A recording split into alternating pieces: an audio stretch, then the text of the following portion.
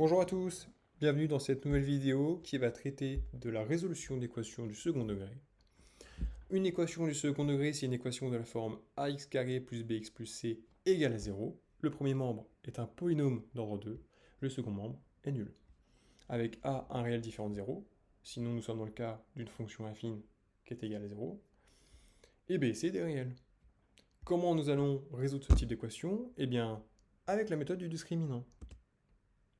Objectif. Donc l'objectif, c'est de résoudre des équations du type f de x égale à 0 avec f de x, un polynôme d'ordre 2. Donc f de x égale à ax carré plus bx plus c. Cela revient à résoudre directement une équation du type ax carré plus bx plus c est égal à 0.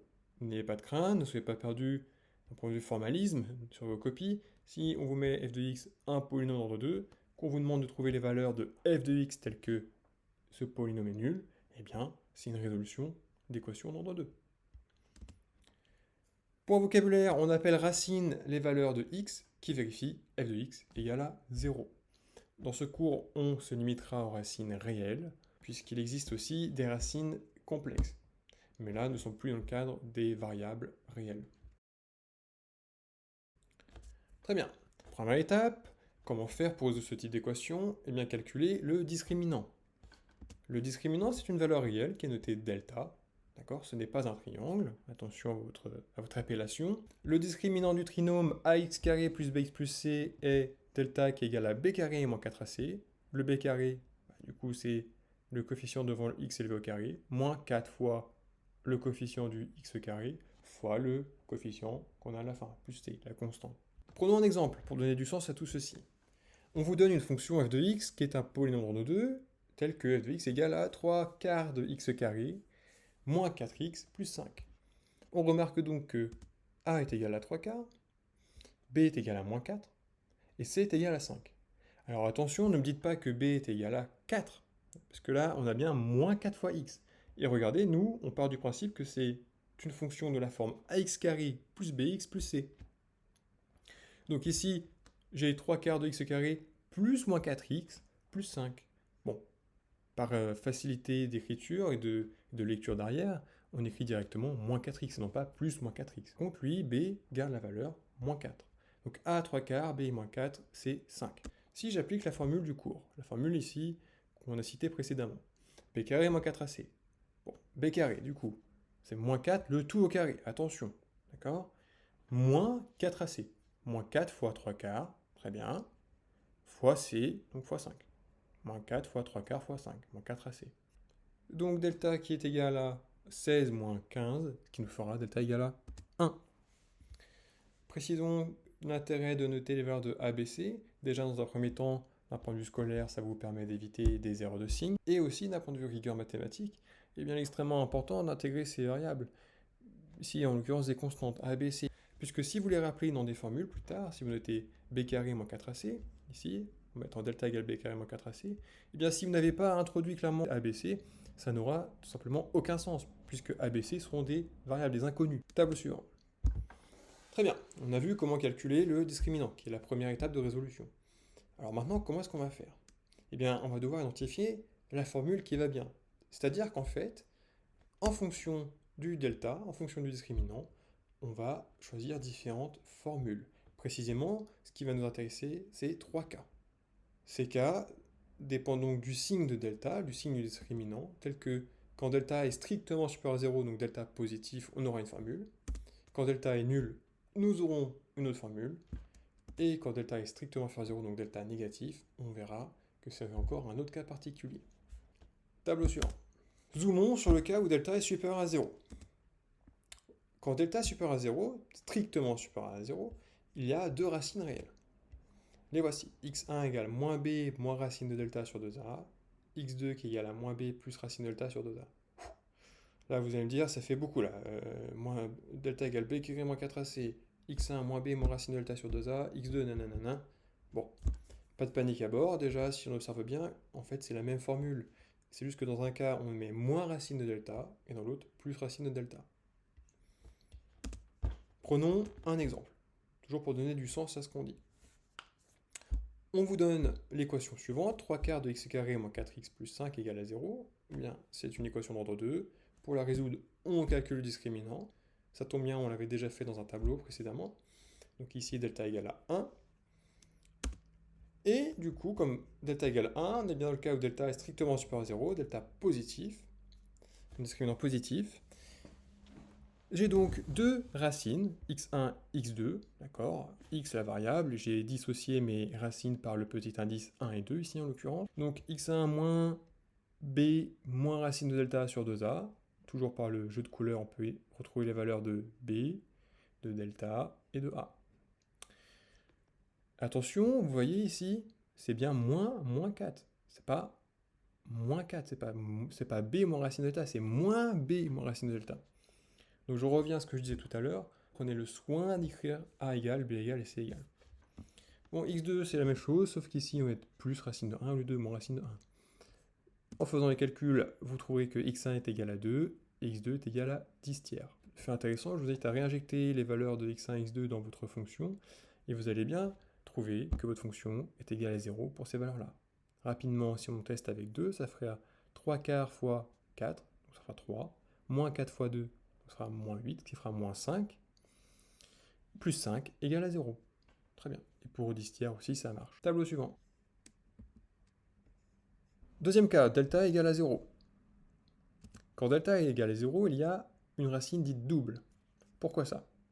Eh bien, si on s'intéresse à la formule qu'on avait précédemment, on notait nos racines moins b plus ou moins racine de delta sur 2a. Eh bien ici, si on observe bien, notre x1 qui est égal à moins b moins racine de 0 sur 2a, eh bien c'est aussi égal à moins b plus racine de 0 sur 2a. Puisque moins b plus ou moins racine de 0, ça fera moins b plus ou moins 0, ce qui est égal à moins b.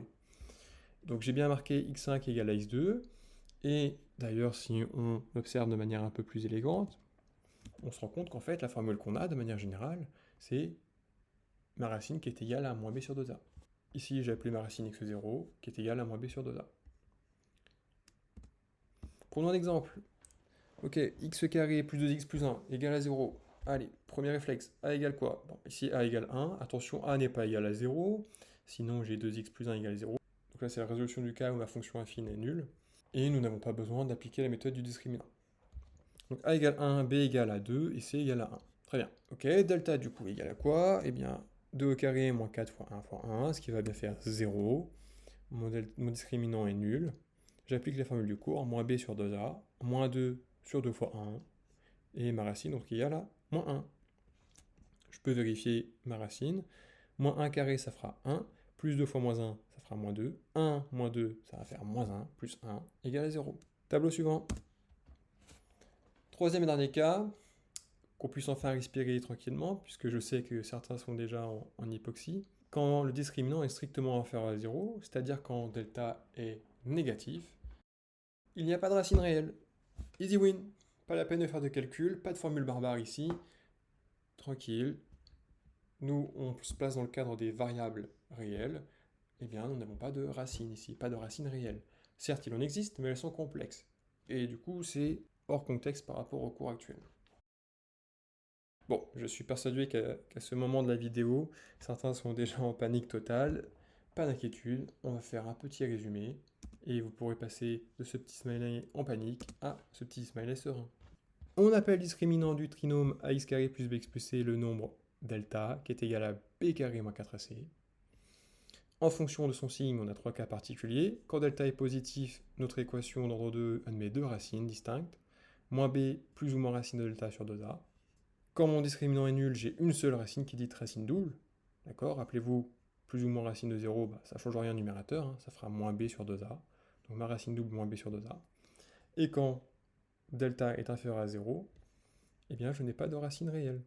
Donc vous voyez, au final, il n'y a pas tant de formules. Si vous connaissez cette formule-là, vous savez que c'est un plus pour avoir la deuxième racine, d'accord? Delta supérieur à 0. Delta égale à 0, on utilise la même formule. Mais du coup, on obtient ça, une racine double. Et quand delta inférieur à 0, pas de racine réelle, pas de solution réelle. Donc au final, on voit que c'est pas assez compliqué que ça. Après, comme d'habitude, c'est des maths, et pour acquérir de l'aisance, il faut faire des exercices.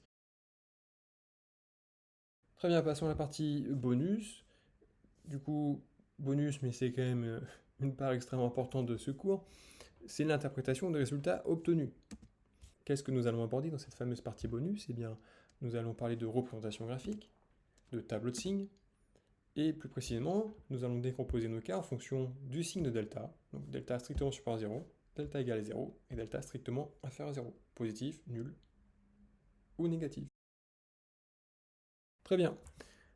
Donc, nous allons nous intéresser au cas où notre fonction polynomiale nous donne un discriminant positif, tel que delta du coup est strictement supérieur à 0. Dans ce cas précis, tous mes tableaux de signes seront de la forme suivante, avec x1, x2 mes racines, tel que x1 est une racine strictement inférieure à x2.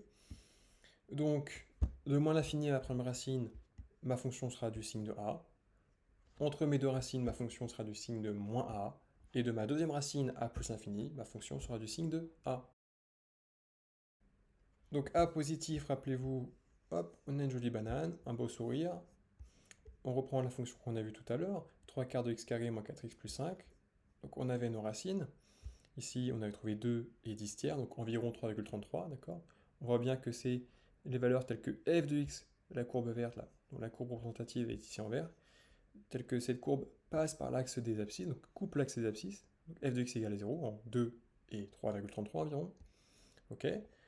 Donc avant la première racine, eh bien, je vois que comme mon a est positif, ma fonction l'est aussi. Entre mes deux racines ici, du coup je suis du signe de moins a, donc ça va être négatif. Et ensuite, là je passe ma deuxième racine, donc de ma deuxième racine à plus infini, je suis à nouveau du signe de a ici est positif, ma fonction est positive. Positif, négatif, positif. Le tableau de signes, du coup, ici, avec delta supérieur à 0, a supérieur à 0, x1 inférieur, strictement inférieur à x2, eh bien, comme je le disais tout à l'heure, on voit nos racines, 2, 3,33. Donc avant la première racine, on est du signe de a, donc positif. Entre mes deux racines, du signe de moins a, donc négatif. Après ma deuxième racine, je suis à nouveau du signe de a, donc positif. Voici comment dresser le tableau de signes, précisément, dans ce cas-là. A noter que j'aurais pu mettre x1 et du coup 2 et x2 égale à 10 tiers, si vous voulez être encore plus rigoureux. Donc moins l'infini à x1 positif, de x1 à x2 je suis négatif, et de x2 plus infini je suis positif. Très bien, a inférieur à 0. Négatif, il tire la tête, hop, bouge comme ça vers le bas. Alors qu'est-ce qui se passe? Rappelez-vous, on a delta qui est toujours supérieur à 0, vous voyez, on a deux racines, d'accord? Précisément moins 2 et moins 10 tiers. Eh bien, ce qui se passe, c'est que du coup, rappelez-vous, j'ai du signe de a de moins l'infini à x1, donc ici, bah, c'est négatif. Entre mes racines, je vais du signe de moins a, donc ici, je vais être positif, puisque a est négatif. Et après, de x2 jusqu'à plus infini, je repasse du signe de a. Et bien, du coup, négatif. Si je zoome un petit peu, du coup, delta supérieur à 0, 1 inférieur à 0, x1 strictement inférieur à x2, ok. Signe de a, donc moins. Signe de moins a, donc moins fois moins, bah, ça fera plus, d'accord. C'est pour ça que ma fonction est positive entre mes deux racines. Et ensuite, après ma deuxième racine, je reviens avec le signe de a, du coup, négatif. Voici comment l'écrire. Deuxième cas. Le discriminant est nul. Et bien dans ce cas-là, ma fonction sera du signe de a de moins l'infini à ma racine, d'accord, pour venir s'annuler. Et ensuite, de ma racine la plus infinie sera encore du signe de a. Graphiquement, comment l'interpréter? Quand a est positif, eh bien ma fonction, c'est un joli sourire. Elle touche en un point mon axe d'abscisse, d'accord? Il y a une seule racine. Ici, pour la fonction x carré plus 2x plus 1, eh bien c'est moins 1, cette racine. Je dresse mon tableau de signes. Donc moins l'infini, plus, ma racine du coup ça va être 0, jusqu'à plus infini, positif. Je n'ai pas mis ici en fait les valeurs à chaque fois des racines de manière particulière, parce que je mets le tableau de signes avec un contexte au-dessus, d'accord, une fonction bien précise. Par contre le tableau de signes, c'est de manière générale, quand vous avez ici delta égale à 0, a est supérieur à 0, strictement supérieur à 0, et bien votre tableau de signes sera comme ça, d'accord. Il faudra juste remplacer le xo qui est ici par la valeur de la racine. Et ça, comment l'avoir? Eh bien, soit par l'étude graphique, mais sinon, comme on l'a vu, par la méthode du discriminant, d'accord? Donc c'est volontaire qu'il n'y ait pas la racine ici, mais vous, sur vos copies, le xo, x0, ici, ce sera moins 1 dans ce cas particulier. Bon, voilà. De manière générale, delta égale 0, a strictement supérieur à 0, ça fait plus, plus. Voilà. Avec juste 0 du coup quand on passe par la racine. Quand A est négatif, du coup, vous l'aurez compris, du coup, c'est le signe de A qu'on va avoir pour la fonction, à part avec la racine où ça va s'annuler, donc ça va faire moins 0, moins. Troisième et dernier cas, quand mon discriminant est négatif, delta strictement inférieur à 0, et bien ma fonction sera tout simplement du signe de A. Rappelez-vous, nous n'avons pas de racine réelle, donc une fois que j'ai le signe de A, et bien j'ai le signe de ma fonction sur l'ensemble des réels, moins l'infini plus l'infini. A supérieur à 0, positif, hop, voici un exemple. On voit bien que ma fonction est toujours au-dessus de mon x-abscisse, c'est toujours positive, donc du signe de A ici. Delta négatif, A positif, ma fonction est toujours positive. Quand mon A, lui, est négatif, eh bien c'est la même logique, sauf qu'ici, du coup, ma fonction, au lieu d'être positive, elle sera négative, toujours du signe de A.